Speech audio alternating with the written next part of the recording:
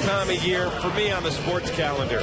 March Madness, weather's starting to turn, just opening day for baseball. It's just so much coming. I don't think there's any better time. Some people say college football and NFL starting.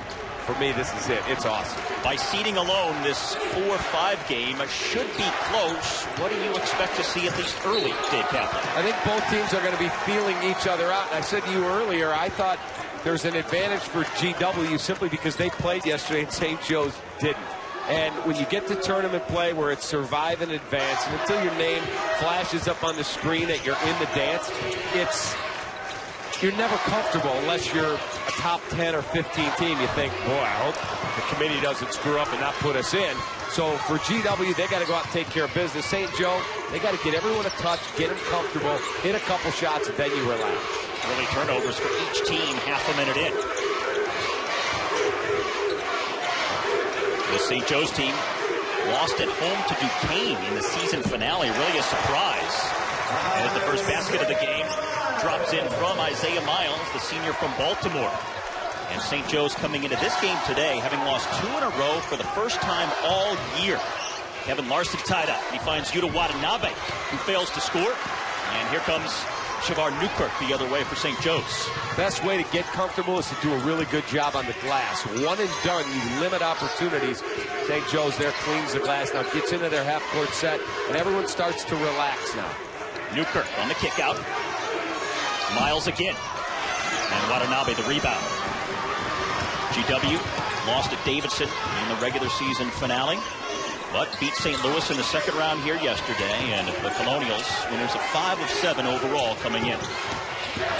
We saw Yuta Watanabe get off to a really good start yesterday, and he'll be a focal point for the St. Joseph defense because he got them going. He hit his first 3 shots, then Garino in the second half became even a bigger factor from way downtown.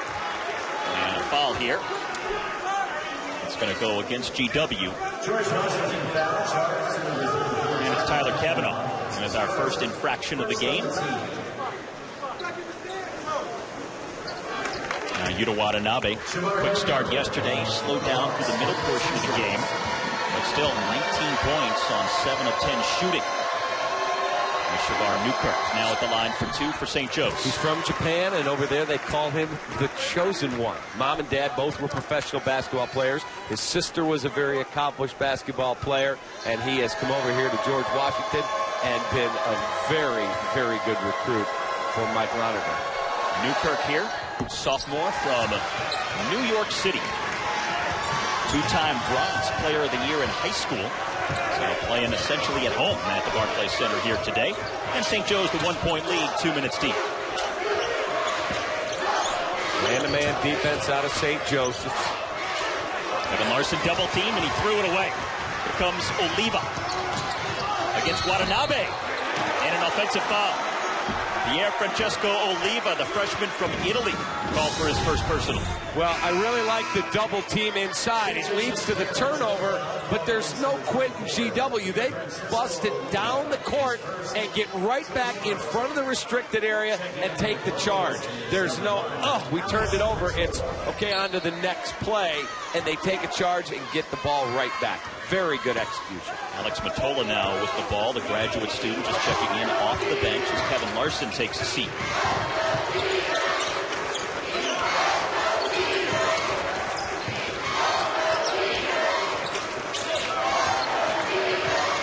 McDonald swings it down, gets it back. There's Joe McDonald in the lane, finding an open Watanabe for 3, and Yuta Watanabe hits the triple, first of the game for the Colonials, who take the 2-point lead. They're really tough when they start to get their perimeter shots coming through the paint and going back outside, which is what they did. And a foul underneath. That basket came because they went inside, they kicked it back out, and whether it's Yuta Watanabe or Patricio Garino, they've got guys that can make that shot from way downtown. It really makes it tough on a defender. Where do you go? Do you help inside? You have to hustle so fast to get out to the three-point stripe. Makes it difficult. Well, the foul on Alex Matola, A-10 Player of the Year, DeAndre Bembry at the free throw line. the only player in the nation to score and rebound at the pace he's done that this season with so few turnovers. Doesn't turn the ball over whatsoever. First team, all defensive squad in the A-10 this year. Underneath here, Tucarino. He tried to feed Kavanaugh. And a foul on GW. Look at Garino after the poor pass.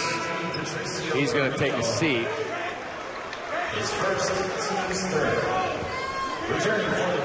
So Kevin Larson comes back in. There's Kevin Larson playing his 131st career game today for GW, a new school record.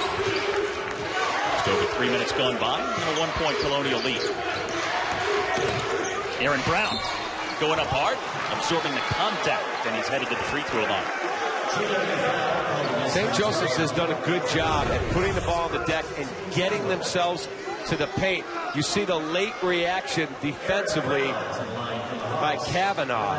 You've got to be quicker to help out and cut that off. So now Aaron Brown at the free throw line. He's hitting double figures in 6 of his last 7 games, averaging almost 10 per contest.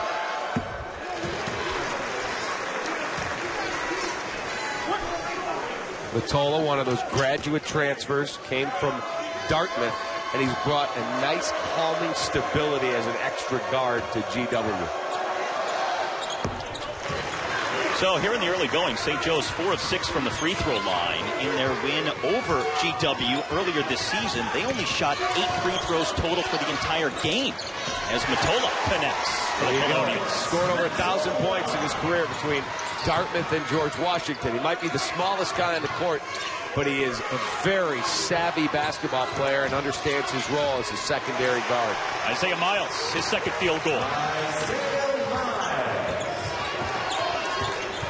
Miles, a double-double in the final regular season game, 21 and 12.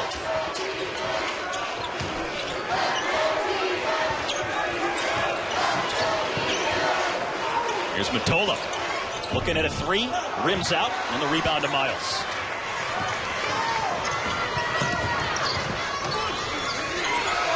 Aaron Brown, and Kavanaugh clears the glass that time for GW.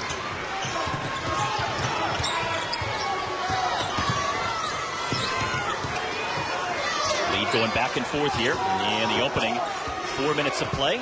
4 different lead changes, and right now St. Joe's by 1. There's Larson, and he slipped, so he traveled with it. 4th turnover by GW with a timeout now on the floor. Isaiah Miles, a couple of field goals. They have, versus the RPI top 50, 3 wins. I'm not sure how many of those so-called bubble teams, Wichita State, Valpo, St. Mary's, Monmouth, I think they've got the most. So for me, they're already in.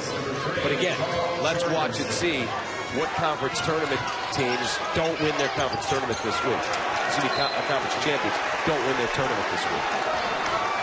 Isaiah Miles lost it out of bounds. 3rd turnover by St. Joe's here in the early going. The Hawks come in as the 4th seed in this tournament. And that was the same seed they had when they won this A-10 tournament back in 2014. And another similarity is that year, like this year, they also struggled in their final few games of the regular season before getting it right in the tournament. Kavanaugh. Pretty move by Kavanaugh, who's been at double figures every game this season. He gives them another physical presence along with Larson.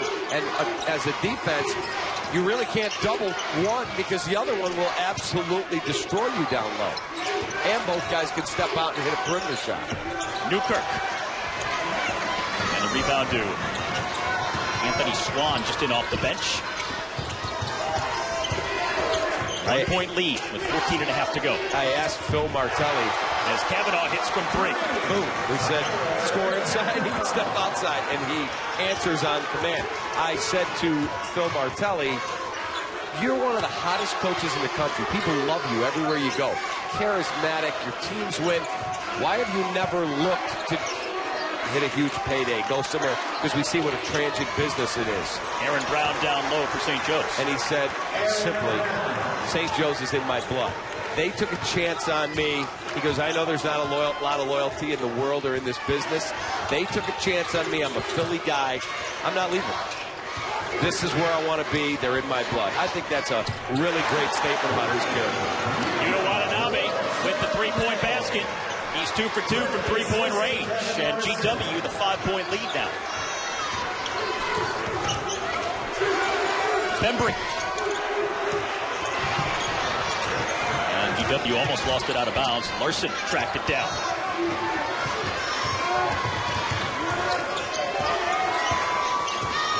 And now Matola will set the half-court offense as we come up on 13 minutes left to play here in the opening half from Brooklyn. Larson kicking it out for the three. And GW has it rolling from three-point range.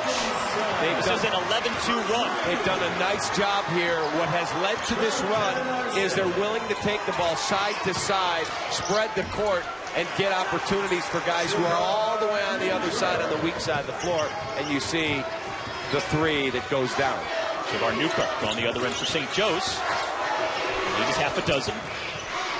Another long three. Kavanaugh. 2 3-pointers here in the last few minutes for Tyler Kavanaugh. And they are 5 of 6 from beyond the arc.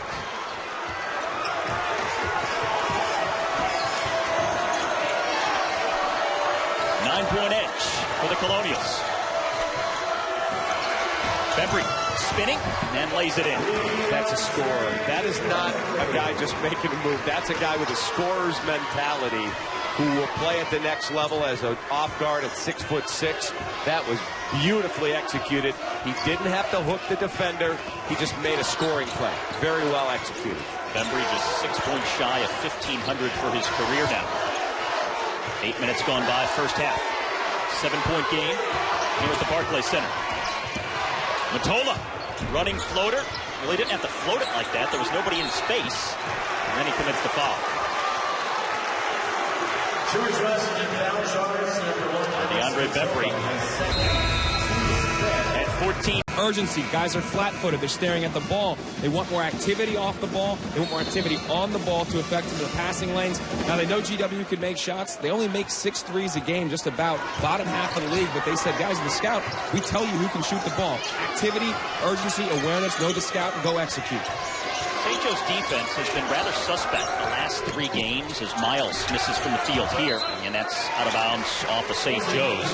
Their defense for most of the year very solid, but in the last 3 losses over the course of the final few weeks of the season, they allowed an average of 92 points a game, which is very much unlike what they did earlier in the year.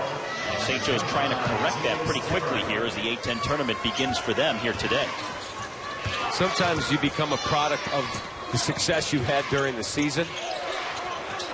Jorgensen, another 3 for GW. It's almost a carbon copy of the play we ran in our highlight package, except it wasn't a hook pass over the top. This was Larson rolling into the lane, drawing the defender, and go right back to the same spot to Jorgensen. Bembry on the pull-up, and DeAndre Bembry hits. I was going to say, you become a product of your success. When you start to score and you rack up 24 wins, you start to feel we can outscore anybody. Kavanaugh with his first miss from 3. Now 2 of 3 from three-point range for the leading scorer on this GW team. As Bembry is stripped, Jorgensen leads it the other way.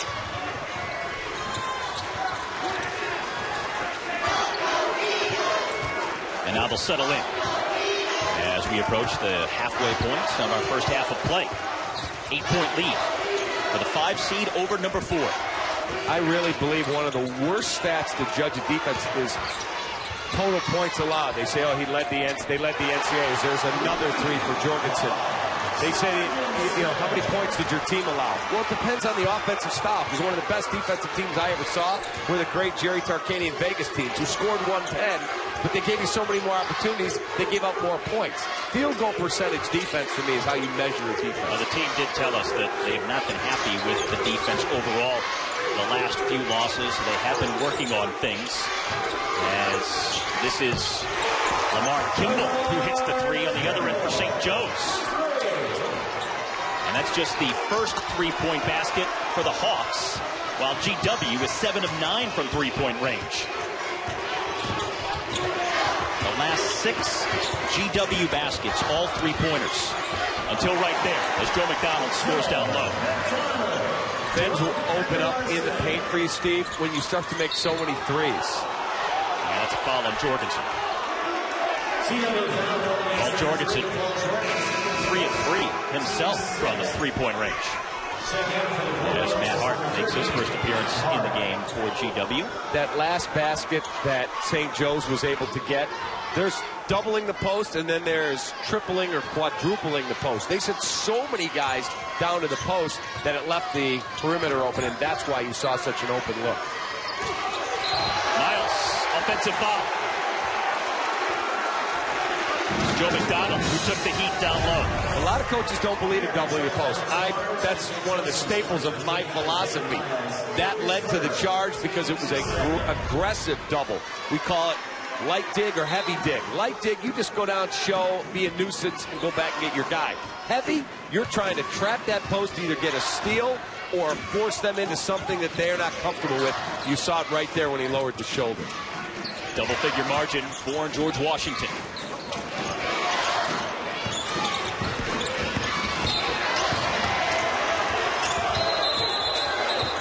And we got a whistle here. It's like a foul away from the basketball. Papa now. His first personal, 13th foul. Coaching adjustment by Phil Martelli. They took away the shot in the corner. Papa now rolled out there and got the hand up, then got beat on the dribble going on the baseline. That's what led to the foul. We've seen Jorgensen hit 2 of those from out there. Under 9, left to go first half.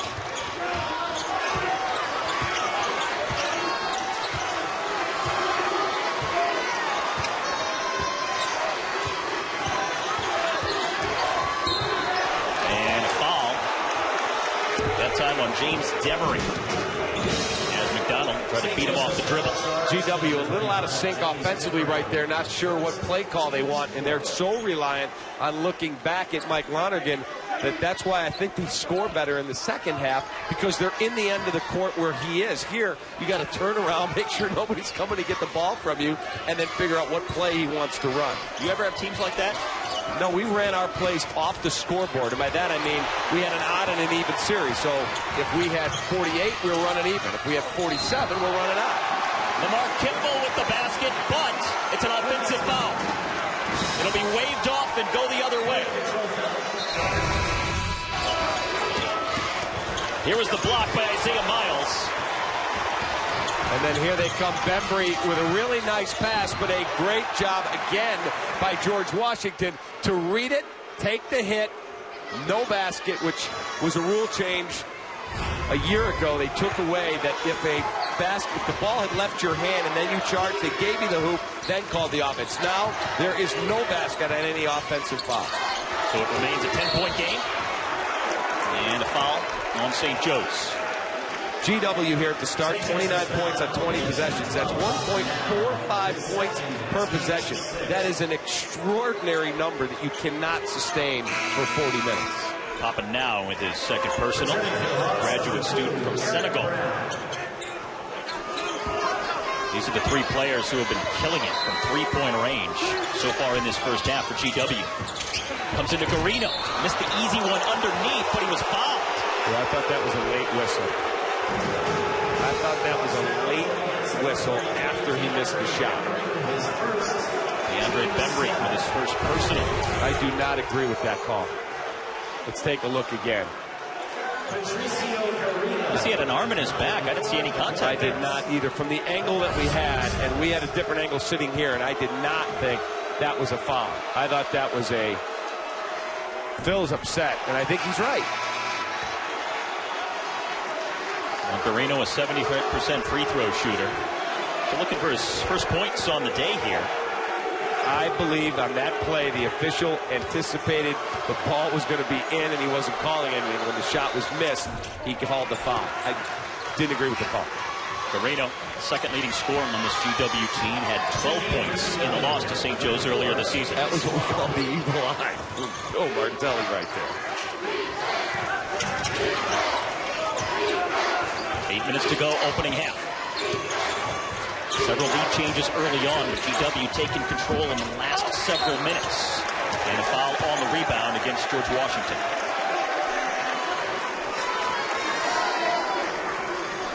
It's Joe McDonald, his first personal. A healthy lead here. And as we wind down this first half of play, Isaiah Miles at the free throw line.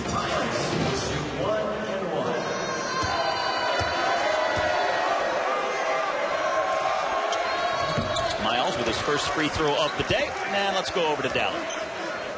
Thanks, Steve. Just listen to the GW huddle right there. Guys, good energy, but it was really interesting. Kevin Larson just got taken out of the game. He's started over 130 games. He's started more than anybody in the history of the GW program.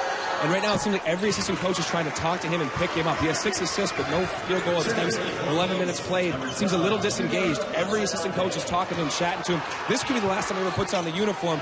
I'm not sure he understands that right now, and they're trying to get through to him. It appears when you listen to them talk in the huddle. For him all season long. Head coach Mike Lonergan said that sometimes mentally he checks out during the course of the game and he doesn't know why. That always drove me crazy, to have a player who has ability and you try and figure out, how can I reach him? There's another three. They are just locked in from three right now. That's a shooter's role. But you wonder how you can be in this setting and not feel like you're engaged, focused. Largest lead now for GW. Anthony Swan, the sophomore, with the latest three. They're now 8 of 10 from three-point range.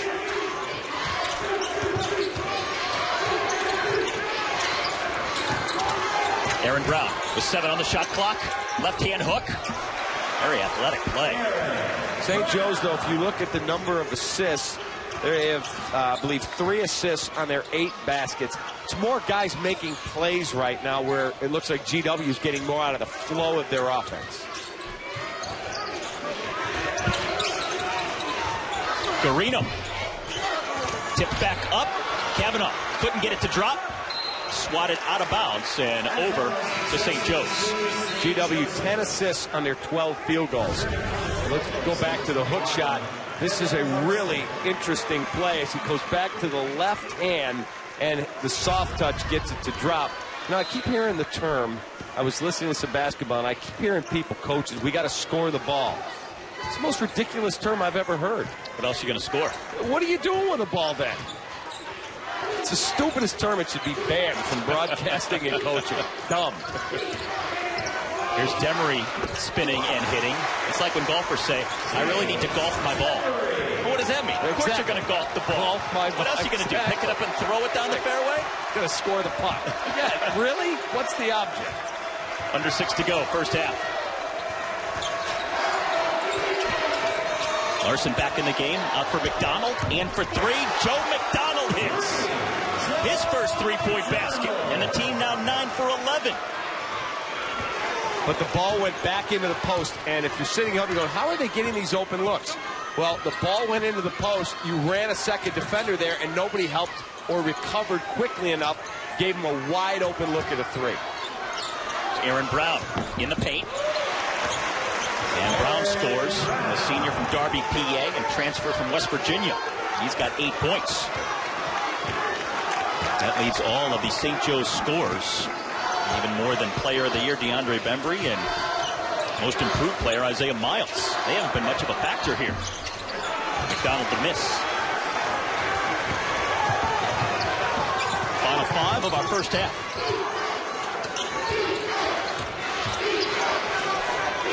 Got a mismatch inside. McDonald is much smaller. Up and underneath Larson, but missed the shot. McDonald racing the other way. Keeps it, goes coast to coast, but fails to score.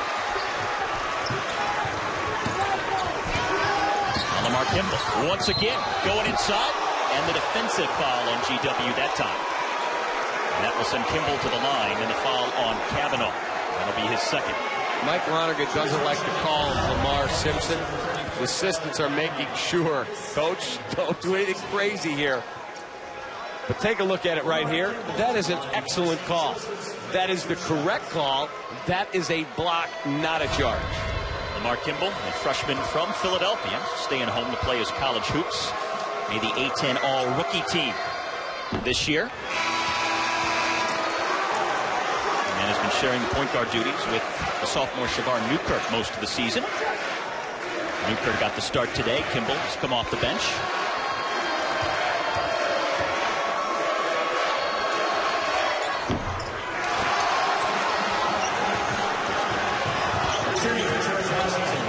The lead holds at 9.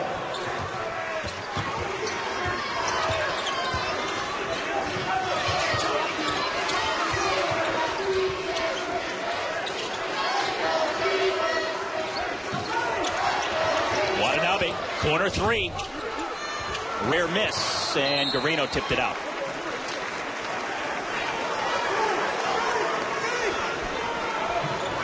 There's DeAndre Bembry coming up the court right there. Twitter handle, colder than fire.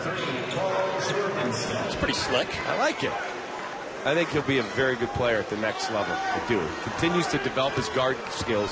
I think he'll be a very good player because he's got the size, he's learned to put the ball on the deck, and he's been able to create as a scorer rather than just being a big guy who's trying to adjust to the next level. I think he's taken the step to the guard spot. James Demery scoring there.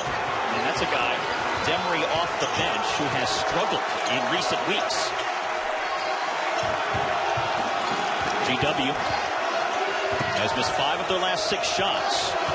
Still holding on to this lead because of the tremendous three-point shooting, where they're 9 of 13 from beyond the arc today. Larson trying to get inside. He scores and is fouled. The last time down the court, Larson was begging for the ball. They were selfish. They went back into him, and now he gets the three-point opportunity. Look at the difference from 3 alone. 9 of 13 for GW, 1 of 3 for the Hawks. And Larson at the line, a senior from Copenhagen, Denmark. He's played for the Danish national team. Second in the A-10 in double-doubles this season with 13. And a 10-point lead, and 3:25 to go in the half.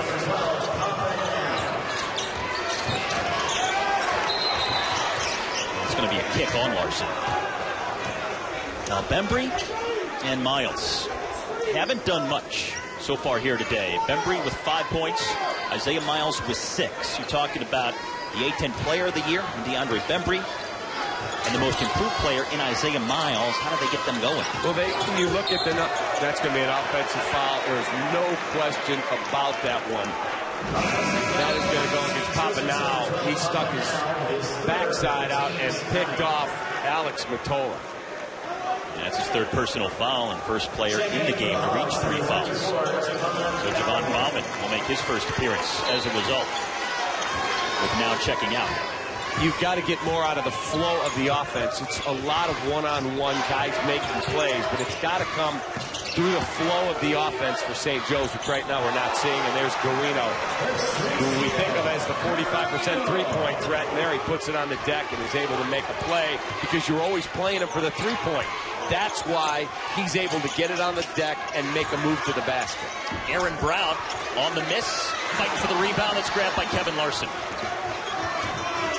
Again, for St. Joe's, it's too much I'll take a try, you take a try, rather than let's run our half-court set and get ourselves a basket through the flow of the offense.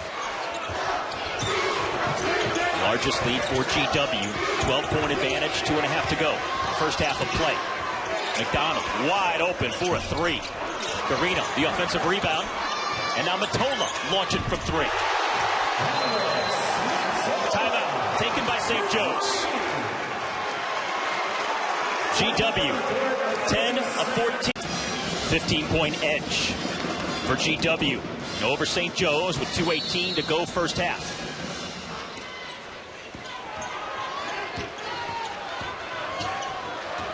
St. Joe's, the 4 seed in this tournament, playing the number 5 GW. DeAndre Bembry looking to get going, miss it on the shot, then Larson the rebound. The Hawks with not many second chance cracks on the offensive end. This GW team, pretty solid rebounding defensively, second in the A-10 in defensive rebounds this year. But some of that comes, Steve, when you're not really running your offense that Phil Martelli wants you to run, and you're, okay, I'm going to take the shot, and it's Bembry took that one, and nobody really knows, are you shooting it there? Is that in the flow of the offense? When you have assigned roles and you understand, and it comes within the flow, you become a better rebounding team. Kimball driving.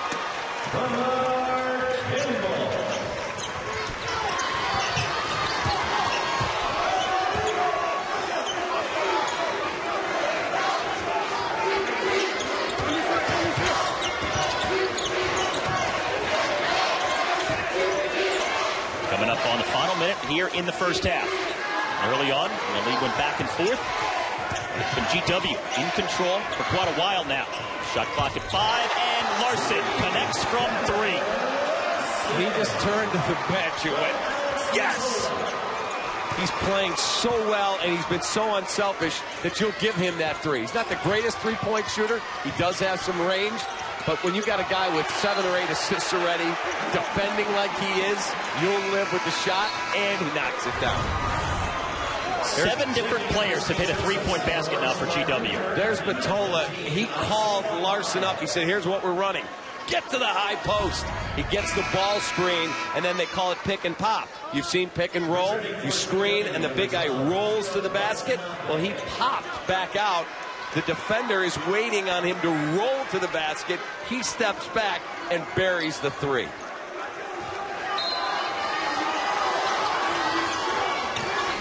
Under a minute to go here in the half. Isaiah Miles open.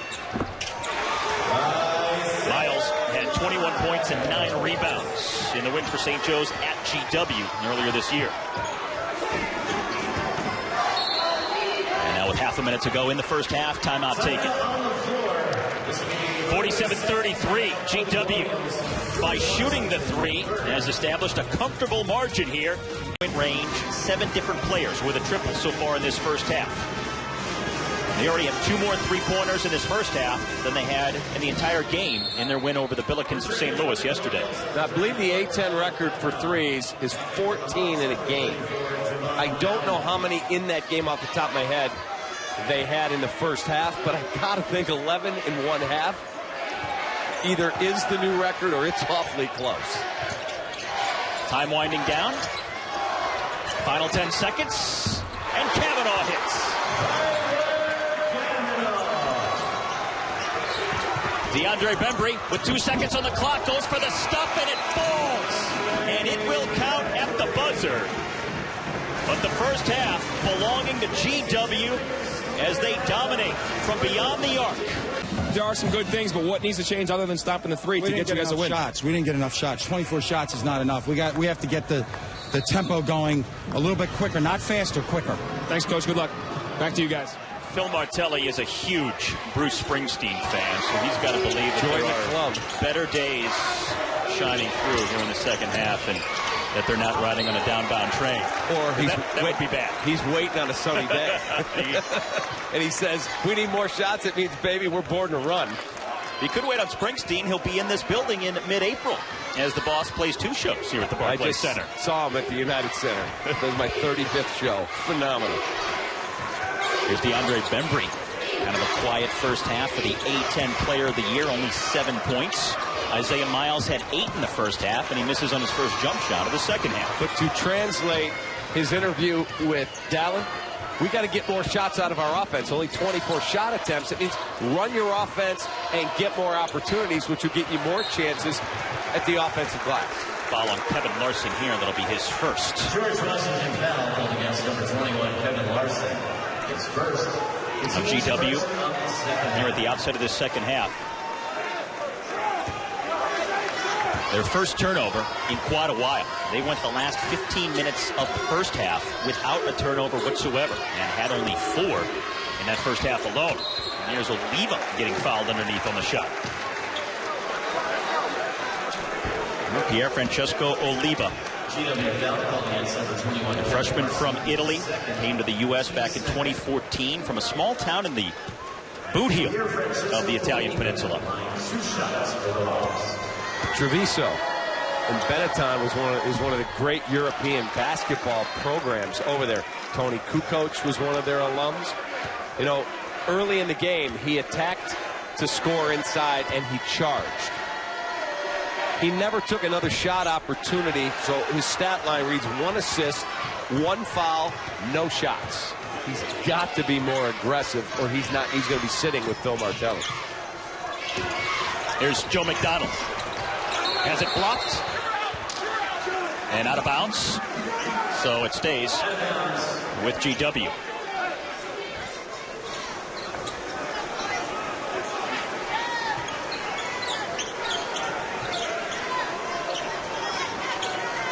Now, conventional wisdom would say that GW can possibly shoot at the same rate from three that they did in the first half of play. So they have to take the mentality, and with the double-digit lead coming out here, that they've got to play solid defense to hold this lead. But that's been a problem for them this year. They've been a team that has had some lapses on defense, and even their head coach Mike Lonergan admits they can be mentally weak on defense at times. And sometimes, Steve, the shooting numbers will mask some of your mistakes, and you get caught in, well, we hit 11 threes, we're making shots, and you don't realize there are some fundamental things you've got to improve. And you're right. Consistent defensive effort is a huge one for George Washington. Carino knocked away, but right into the hands of Cavanaugh.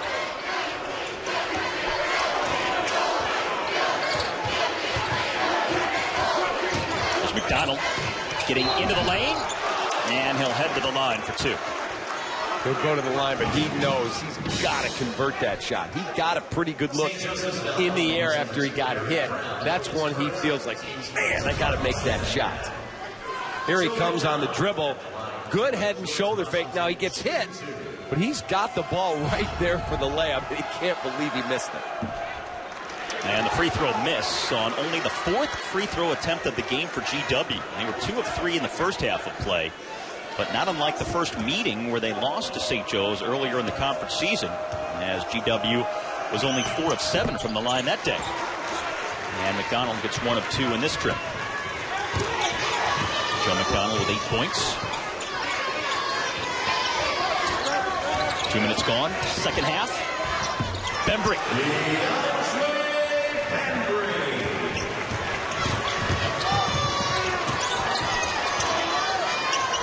He's a really good scorer, and I like there. You got into your offense, and then they got him the ball on the wing on the entry, and he made a play. First half, we saw too much come up across the court. It's my turn. Boom, I'm going. There's Larson. He worked his way around Miles for the basket. Evan Larson now with 8 points. 5 rebounds, looking for his 14th double-double of the season. This is Aaron Brown, though, getting his own rebound. And Brown takes it back up and drops it in. St. Joe's just now trots back to get into their defense, and they're trying to do a better job to take away entry passes to Larson and then perimeter looks. But you watch after George Washington scores. They've got to bust their tail down the court because St. Joe's, as you heard Coach Martelli tell Dallin, they have got to get the ball down the court with a higher rate tempo. Turnover by St. Joe's. 3 minutes into this second half of play. Now St. Joe's only 4 turnovers in the first half. Already 3 here in this second half of play in the first 3 minutes.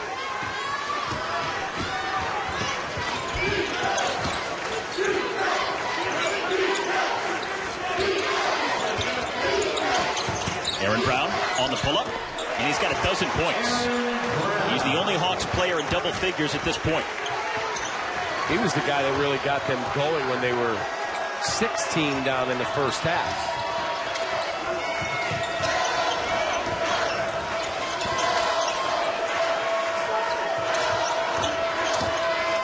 Garino looping it up. Brown the rebound, and here comes Bembry. Better job defensively, made that a tougher shot on Garino by getting body in the lane on him. Isaiah Miles is fouled going back up as he got the offensive rebound. And the A-10's most improved player on his way to the line. There's Miles inside. Nice job on the rebound, and there's the foul on Matola, who really there was not much he could do, but there's more energy from St. Joe's. I would imagine that the paint was blistered by Phil Martelli at halftime. he wanted more energy, and I think he's seeing it. Well, even though this is St. Joe's first game here in this A-10 tournament this year, it's not their first game this season in the Barclays Center. They played here in the ACC A-10 Challenge back in December. And in a win over Virginia Tech, Isaiah Miles had 36 points and 15 rebounds. So he's done pretty well in this building. And interesting that St. Joe's this season was 10-1 on the road, but 2-2 in neutral sites like we have here at the Barclays Center. How many teams have more neutral site losses than true road losses in a given year? That's a 1 in a million. You do not see that. St. Joe's in the middle of an 8-2 run here. 4 minutes into the second half of play. Larson over Miles, and Miles gets the better of him. Really good perimeter and post defense. He took away the pass opportunity, and then got real physical with Larson. That's 2 straight possessions, and you can feel the tide starting to shift. Shavar Newkirk with the basket, and a timeout taken by Mike Lonergan.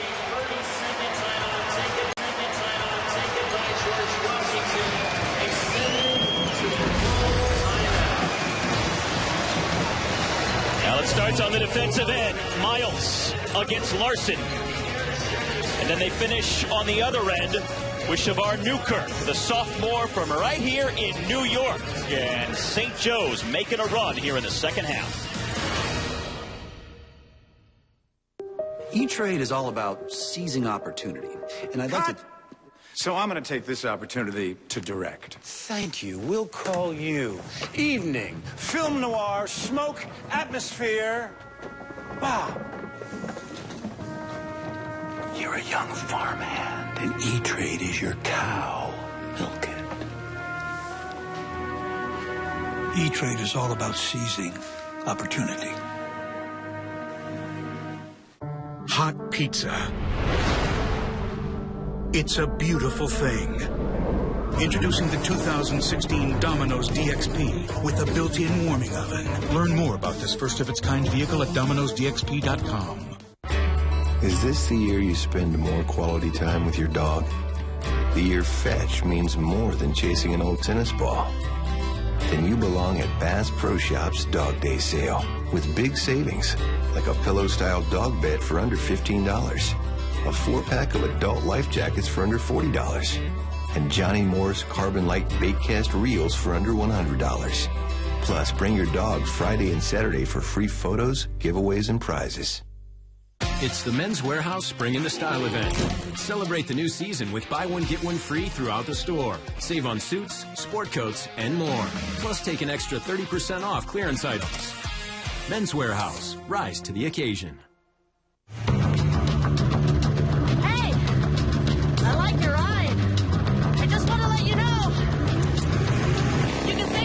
Switching to Progressive, just like Squirrel here. We offer great discounts, like responsible riders, paid in full, and homeowners. Making us #1 in motorcycle insurance. Isn't this romantic? It was. Going the distance to save you more. Now that's Progressive.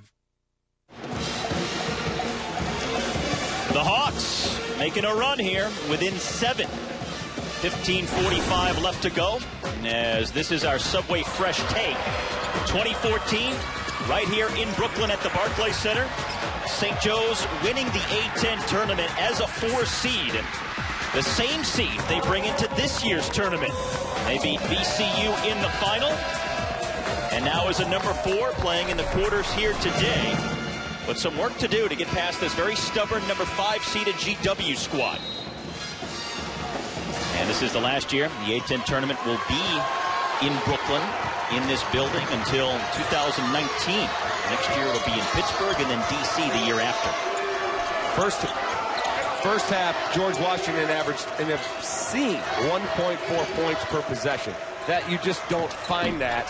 Second half so far, 0.3.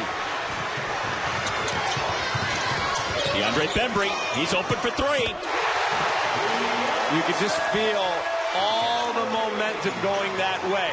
You can't maintain 1.4 points per possession and they're not getting the same looks because St. Joe's has extended their defense without fouling. They're taking away really good perimeter looks. Look how far out on the floor they're forced to enter their offense, as opposed to the first half. We ran a package of threes where there's nobody in the same area code. An 11-0 run for the Hawks. 4 on the shot clock. Garino. Tip back out, a fresh 30, but Matola wasting no time, and he jars the 3 for GW. Boy, that's huge. What a shot in the arm as you see everything going against you. And the back tap by Larson, a big play, and Matola ready to knock it down. Transfer from Dartmouth. Graduate student. Graduated in 3 years with an economics degree at Dartmouth. There's James Demery pulling up just inside the three-point arc, and Demery connects. He's only 3 of 17 in his last 5 games, a total of 10 points coming into this tournament. But Demery now 3 of 4 from the field here today. St. Joe's shooting 59% now for the game. They are really running their offense with a lot more tempo and efficiency. Matola misses on this 3, and Newkirk on the move. And all the way. Tipped up, and Larson the rebound. Furious pace developing to this game here in the second half. Now Larson faking the 3. Good decision. Pull it back out. Re-rack your offense. You got your coach right there who calls every play. Much more stability this half, I would think, for GW down the stretch, knowing what they want to run. Big offensive rebound by Kavanaugh, and he throws it back up and in. Plus the foul for George Washington. Magnificent effort from Tyler Kavanaugh. Double-digit scorer in every game this season. In double figures. Only one player in double digits for GW, and that is the man about to go to the free throw line, Tyler Kavanaugh. He's also the only Colonial player this season to score in double figures in every single game. And that streak continuing here today. He's got 13. Transfer from Wake Forest, who loves this New York area. Won 3 straight New York high school state championships. 8-point game, 13 to play.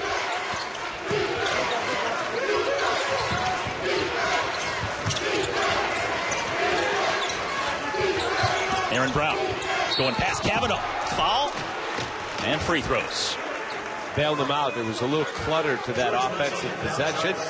They're able to go to the other side, and here he comes. He's got the defender on his hip. Nobody there to take a charge, so he just bulls his way to the basket and ends up shooting free throws. Aaron Brown, transfer from West Virginia. And a perfect 3 of 3 from the free throw line today. Kavanaugh coming out of the ball game now with 3 personal fouls. So you have him and Matola each with 3 for GW. Still only one player on the St. Joe's side with 3 fouls. Popping now. Haven't seen him at all here in the second half. 6-point game.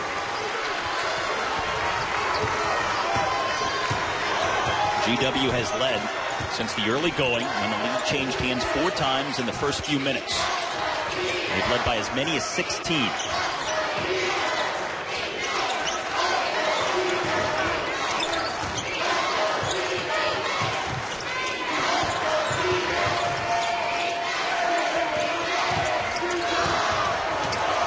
3 on the shot clock. Garino lost it. DeAndre Bembry. Great defensive possession for St. Joseph. Not because it ended in a dunk, because GW got nothing in their half-court set. And Bembry coming alive here in the second half for the Hawks. Just what they needed. McDonald fighting to get it up. Larson, the offensive rebound. Watanabe for a 3. Tipped out once again. Now Matola. 3 from McDonald. And a few bad misses by GW. Newkirk ahead to Miles, but intercepted by Watanabe. St. Joe's trying to run, but a turnover by the Hawks. And that's what Phil Martelli told Dallin. We have to play quick, not fast. Quick. McDonald with the left hand scores and is fouled.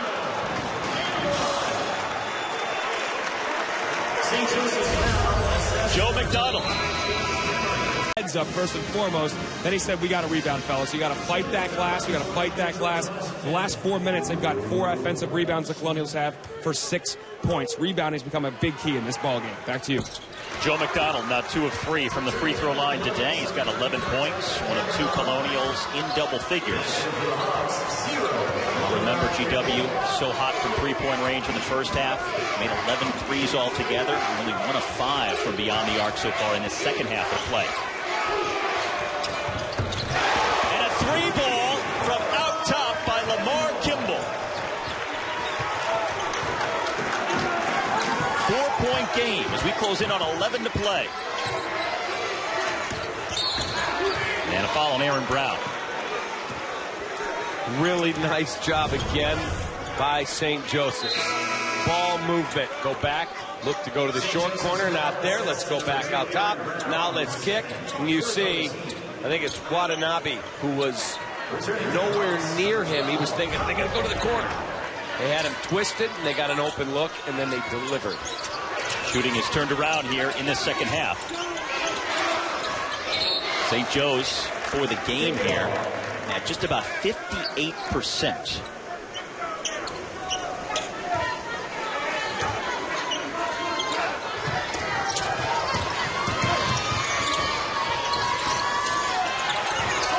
Larson backs in on Miles. And the rebound to Papa now, playing with 3 personals. And quickly ahead to James Demery. Uncontested down low. Pace has changed, just like Phil Martelli said. We've got to play quick, not fast, quick. They get it, gone the other way. The pace is now favoring St. Joe's. As the great late John Wooden. Be quick, don't hurry. The lead is 2. Under 10 to shoot. And Watanabe stepped out of bounds. Turnover by GW. As Alex Matola comes back in, along with Paul Jorgensen for George Washington. And now St. Joe's with a chance to tie or take the lead as we approach the midpoint of the second half.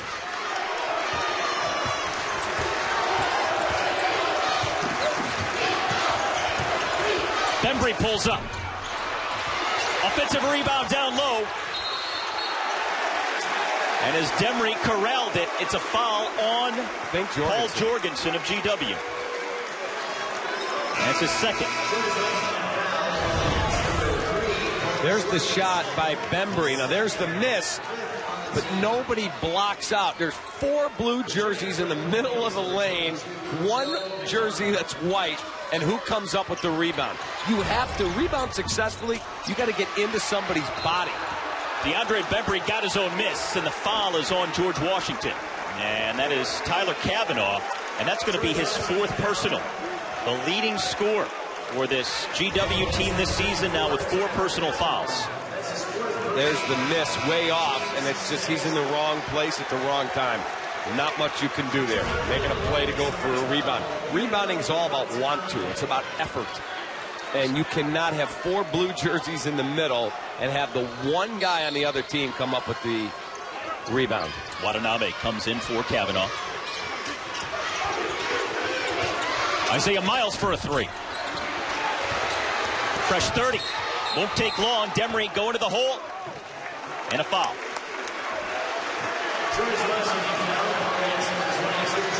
And it's Joe McDonald who gets called for his 2nd personal.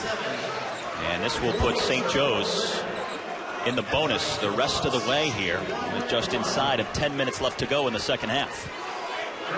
Demery steps to the line. St. Joe's has so much senior leadership. Isaiah Miles is a senior. You've got the player of the year as a junior. I mean, you've got veteran guys that they don't panic. And you look at GW. GW has senior leadership. So you look at it, and both teams should show their poise down the stretch. The difference is that St. Joe's has been far more efficient in the second half on offense. Demry at the free throw line for the first time today, missing on the first. One more to go for the St. Joe's team. That is 10 of 17 from the line collectively. The Hawks within one. The winner plays #1 Dayton tomorrow in the semifinals here in Brooklyn.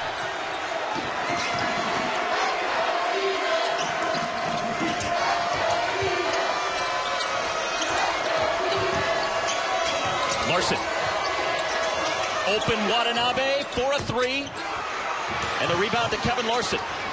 New shot clock for the Colonials. Matola launches. Back-to-back misses from three. Oh, and then Demry lost it out of bounds. St. Joe's was trying to run, and Demry got ahead of himself. That's getting in a hurry, not being quick, as that man would say right there. Here he comes up the floor, and it just gets away from him. Now Phil Martelli still in search of win number 400 for his career, sitting on 399 as this game started. Coaching his 21st season at St. Joe's, and the foul here going to be on Lamar Kimball of the Hawks. Trying to track Matola, who is very, very good with the ball in his hands. Very good dribbler. And he created that foul with his quickness. And St. Joe's still with a couple of fouls to give.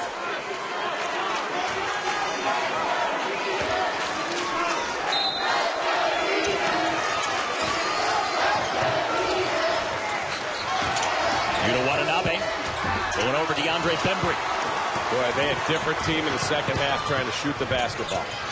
Here's Bembry attacking. And Watanabe pulls it down. GW running with Matola.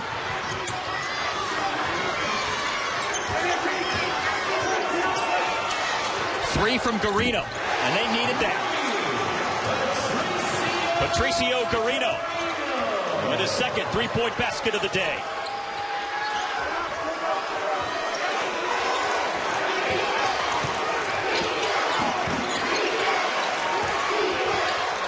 Bembry almost lost it, and now gets it back along the sideline. 9 on the shot clock as Kimball drives in, throws it up, basket, and the foul.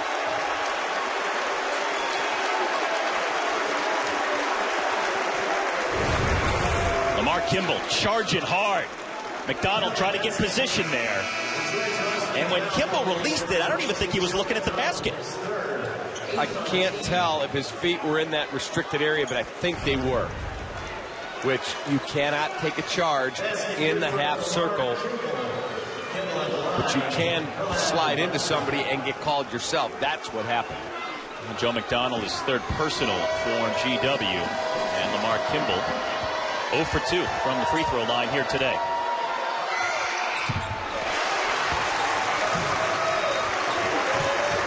Back to a 1-point game with 8.5 to go.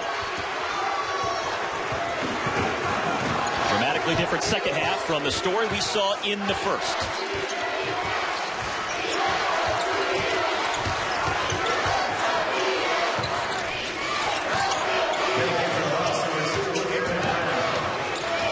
McDonald out to Garino. 3 ball.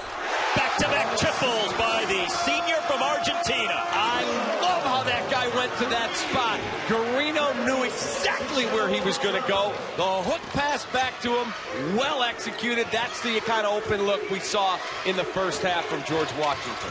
14 three-pointers on the day now for George Washington. And there's a three on the other end by Isaiah Miles. Big fella stepping out on the floor. Trading threes, and it's back to a 1-point edge. Remember, a lot of people believe this George Washington team still needs to win this game to get into the NCAA tournament. So a lot at stake for them. They try and maintain the advantage they built up in the first half.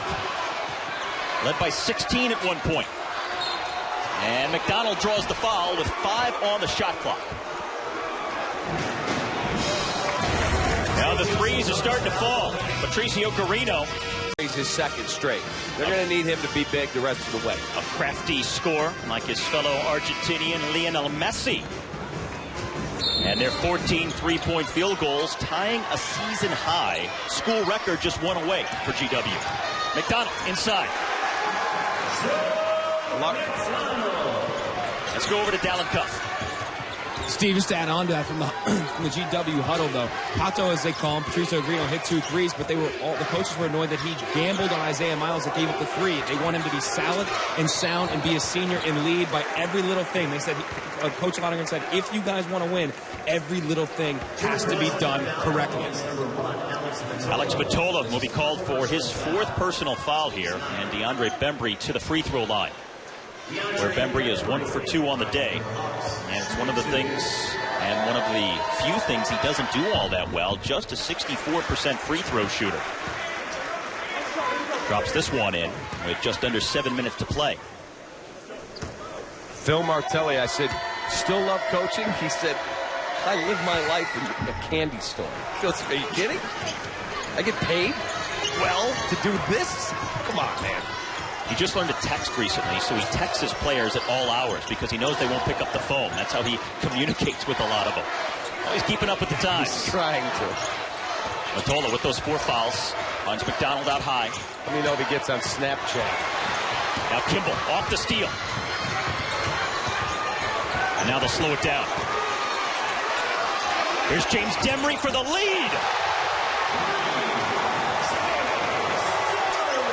First lead for St. Joe's since it was 8-7 back in the first half.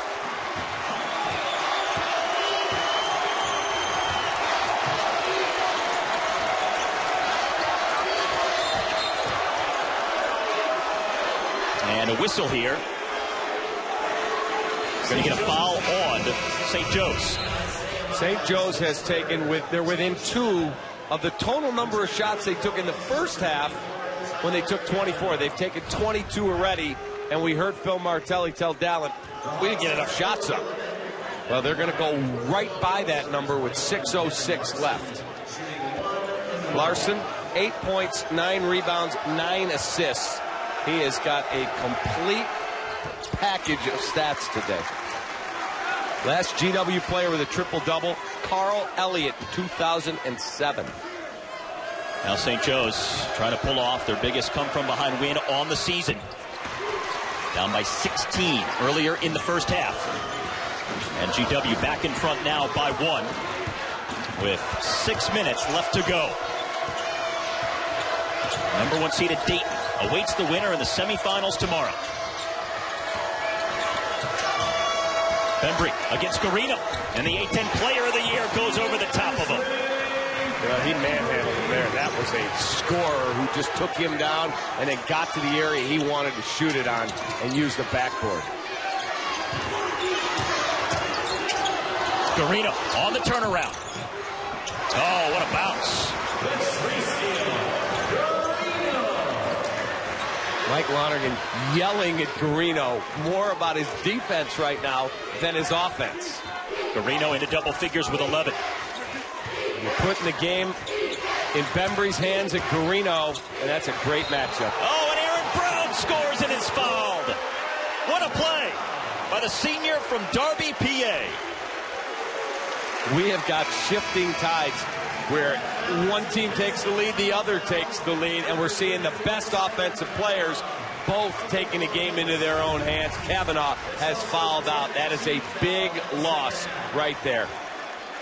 Leading scorer on this GW team. Only player to score in double figures all season. Leaves with 13 points today. So Tyler Kavanaugh is gone. You also have Alex Matola playing with 4 fouls. Joe McDonald with 3. On the St. Joe's side, it's Miles and Demry, along with Papa Now, who each have 3 personals. But nobody with 4 fouls yet for the Hawks. See how much of a loss that is with Kavanaugh. Let's see what George Washington does defensively. Do you go to a 1-3-1? Do you fall into a 2-3? Do you just go straight man? Be interesting to see what Mike Lonergan does. Aaron Brown, a perfect 5 of 5 from the free throw line, and a 2-point lead for the Hawks with 5 minutes to go.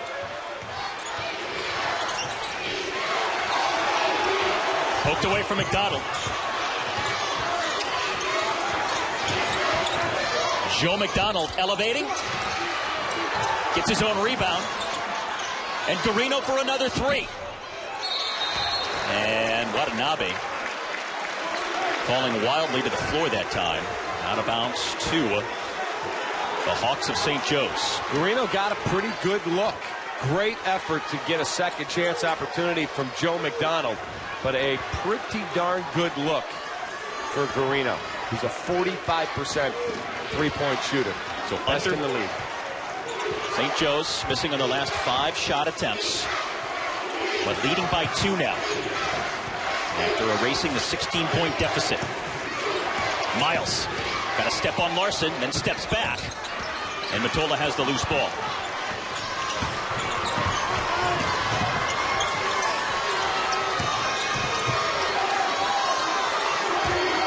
Kevin Larson, and that's a defensive foul.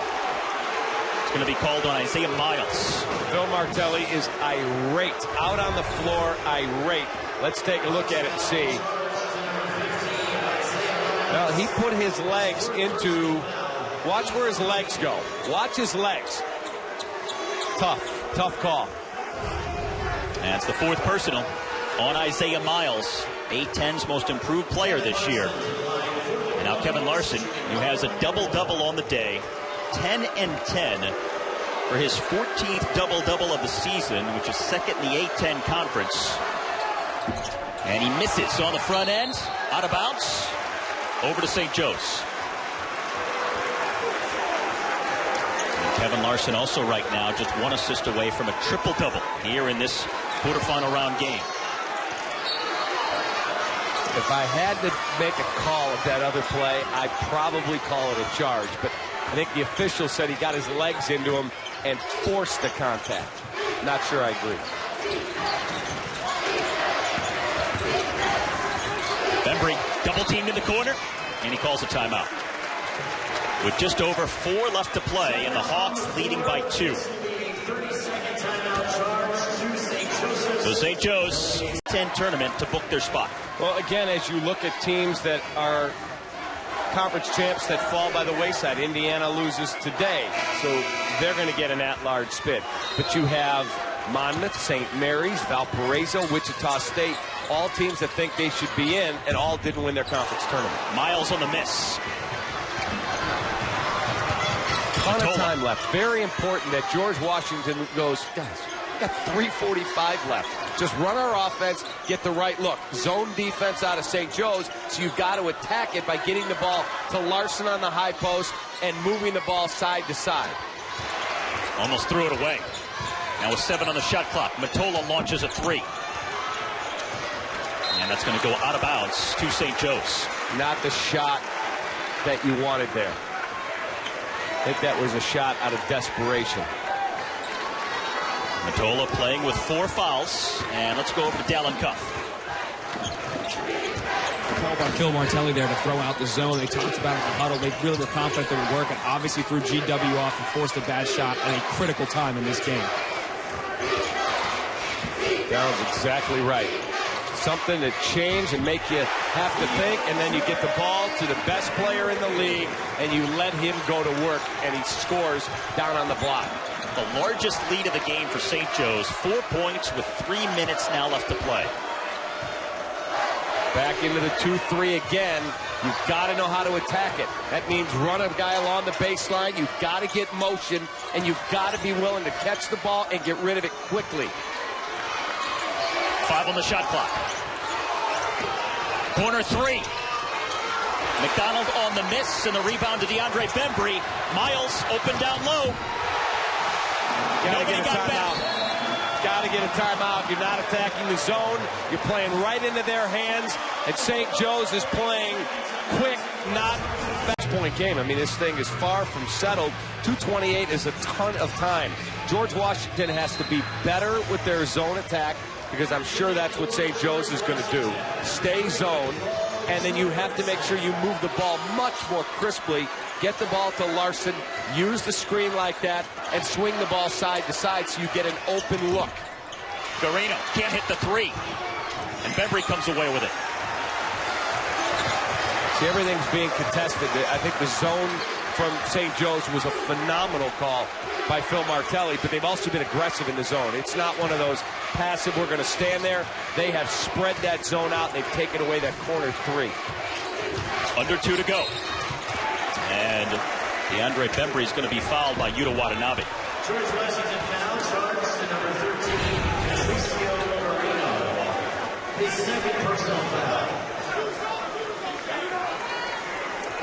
When you come to a double team at the top, you've got to make sure you are joined with your fellow defender so that the offensive player can't step through the double as easily and create the contact there. St. Joe's 4th in the A-10 as a team from the free throw line, 72%.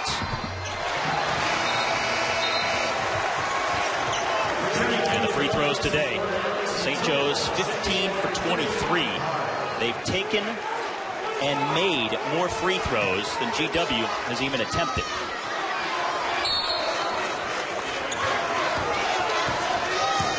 Eight-point lead now for the Hawks.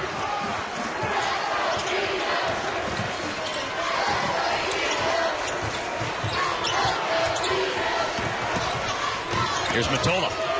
Out for McDonald. Matola launches the long 3 and connects after GW had gone scoreless for almost the last 4 minutes. Huge basket. That was a tough shot in the corner. And I think you have your heart in your mouth if you're Mike Lonergan, and it goes down. Tie on the school record. 11 of those, though, coming back in the first half of play. But you cannot foul here. You've got 14 left on the shot clock. You've made this decision that we're going to defend this possession. You cannot give up a really cheap foul here. Aaron Brown, offensive rebound, back up and in. James Demery coming up big in the second half. Well, we've seen him multiple times come up with an offensive rebound. You defend that play beautifully. But Demery slides right in between all the blue jerseys, grabs the offensive rebound. You can't allow it. You've got to get him rooted out of there. And by that, I mean you've got to set a base as a rebounder, and you've got to body him out of the way. Not push, use your lower body. They didn't. He outworks them, and he gets a three-point opportunity. 14 points today, 6 of 7 from the field after coming into this game, 3 for his last 17. And now an 8-point lead with 1 minute left to go for the Hawks. Phil Martelli on the verge of his 400th career win. Joe McDonald. And now full court pressure. You got to pick up and you got to deny, and then you probably have to put him on the line as quickly as you can. And that's swatted out of bounds by Garino with 49.2. You give a chance to let the steal develop, and then you got to put him on the line, and you got to prove you can make free throws if you're St. Joe's. And a time on the other. Under a minute left to play with a berth in the semifinals against #1 Dayton at stake. Some coaches will not guard the inbounds. Instead, they will try and double the best free throw shooter and keep him from getting the ball. Instead, they guard the inbounds, and the ball gets batted around, and now you've got to foul. But they don't. Miles gets into the front court. A lot of time. Mike Off the Lonergan clock. screaming foul. You let it run all the way to 36.8, and it's not a one-possession game. And Paul Jorgensen is called for his third personal. Aaron Brown to the free throw line, where he's a 69% free throw shooter. And I'm looking at Mike Lonergan. He said to Paul Jorgensen, look at the clock. We have to foul. Brown hasn't missed from the line today. He's a perfect 6 of 6 now. A 3-possession game here with just over half a minute left to go.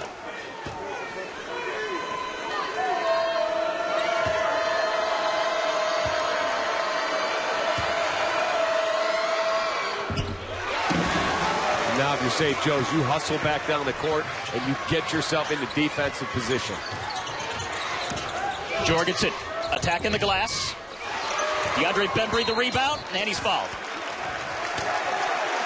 8-point lead, going to the line to make it double digits, and you could see this coming about the 8-minute mark when you could see St. Joe's was like a lion stalking their prey, and they finally took the lead, and now they've never been headed since. They really have played much more efficient basketball in the second half. That's why they're probably going to walk out of here with a win. DeAndre Bembry leading St. Joe's in scoring here today. Game high honors as well with 21 points. 4 of 7 from the free throw line. And a 64% free throw shooter misses them both here. But GW has to hurry. Watanabe launching the 3. Rebound to Jorgensen. Goes right back up and scores.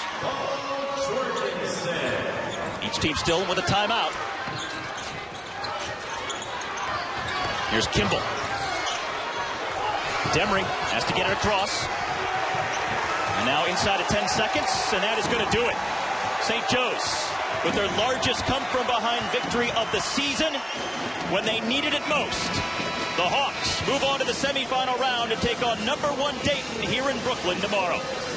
And Phil Martelli with a landmark victory, his 400th career.